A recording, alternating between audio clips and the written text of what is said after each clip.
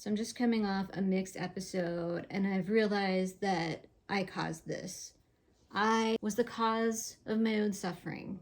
And I'm not saying that you are bringing episodes onto yourself, but in this case, I did. So I'm going to tell you what I learned about this and how I'm going to try to prevent this in the future. I'm Jess Curtis with Our Bipolar. Welcome back to my channel. If you're new here, just a little bit about me. I have bipolar 1 and I was diagnosed 27 years ago when I was a sophomore in college. Today, I'm here to take accountability. I've been going through mixed hypomania. It was a long month of mixed hypomania. My episodes are pretty long usually, and I'm still sort of in it a little bit. I'm still having some of the irritability. I'm not having trouble sleeping, but only because we jacked up the Seroquel, my doctor and I.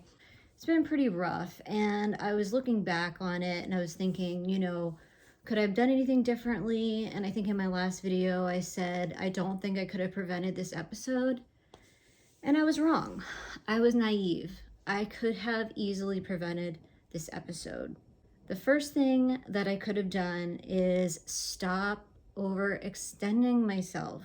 I work full-time. I have a 10-year-old daughter. I'm married. I have a lot on my plate. This is all stuff I wanted to have on my plate, but I do. Because of all that, I need to be very careful with whatever else I allow into my life in terms of going out socially or activities or really anything else outside of what I have to do at home and at work. And I did way too much of that. It's like I get stable and I think, oh, I'm stable, I can just do whatever I want. Hello, that's going to lead to episodes. Extra stress can lead to episodes. And for me, that's usually hypomania.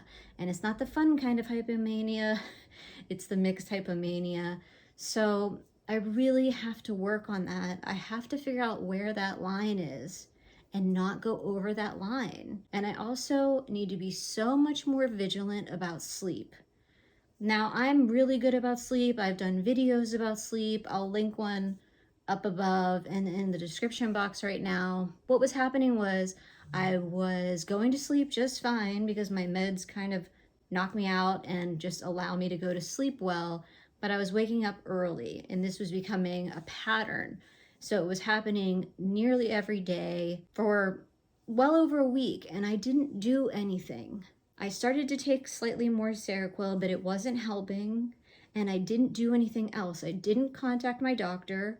I didn't up the Seroquel more because I was like, I don't want to start eating everything in sight and gaining weight, and I can handle this myself, right? I've been dealing with this since I was 19 years old. I know what to do. I know that if I take this certain amount of Seroquel, I'll start sleeping again. But guess what? I didn't. I did not start sleeping again. I let it go far too long before finally giving in and upping the Seroquel even more. And this is what happened. I went into a month-long episode. It's not the end of the world. I didn't go into full-blown mania. I didn't go into psychosis as I have in the past. And I'll link another video about that down in the description box. I was careless. I really was. And instead, I had to miss out on a lot of things. I had to miss out on things with my family. I had to not go on a trip to Virginia with them. It sucks. And I thought I could handle it and I couldn't. I need to be much more careful. I hope you are doing better than me. I hope that you are managing your bipolar better. I do have a lot going on and my life is busy and I created this life. I wanted to be busy. I wanted to have a family. I wanted to work full-time, like all of these things, and I'm doing it, but right now I'm not doing it very well. And that's on me. And I shouldn't take full responsibility. I also have bipolar 1. I have a pretty severe form of it, I would say, on the bipolar spectrum. For the first 10 years, it was a freaking nightmare.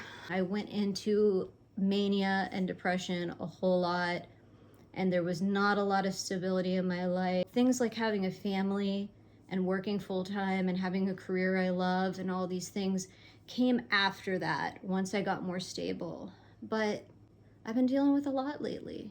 And me being hard on myself and taking responsibility, I don't see that as a bad thing.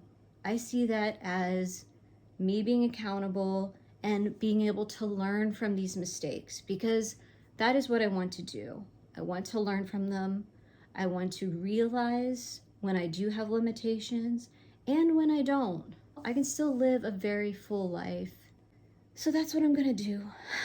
I'm gonna learn from this. And thank you to Steph from Bipolar Person. Check out her channel, follow her, or I'm sorry, subscribe is the word I'm supposed to use on YouTube.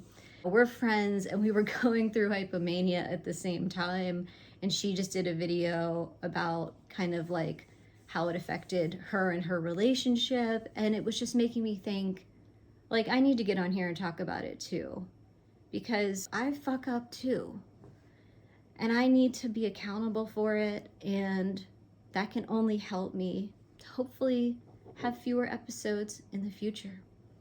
All right, well, thank you for watching this video, and please subscribe, like, comment, hype. There's a hype thing now. Do all those things. I would love that. Thank you for watching this video, and I'll see you in the next one. Bye.